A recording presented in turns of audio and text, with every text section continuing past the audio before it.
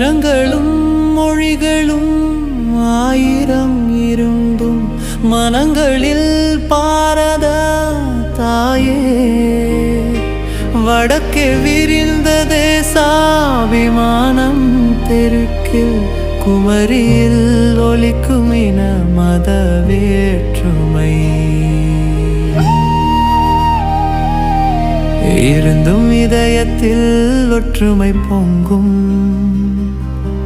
உலகினில் எத்திசை அலைந்தும் இறுதியில் இந்திய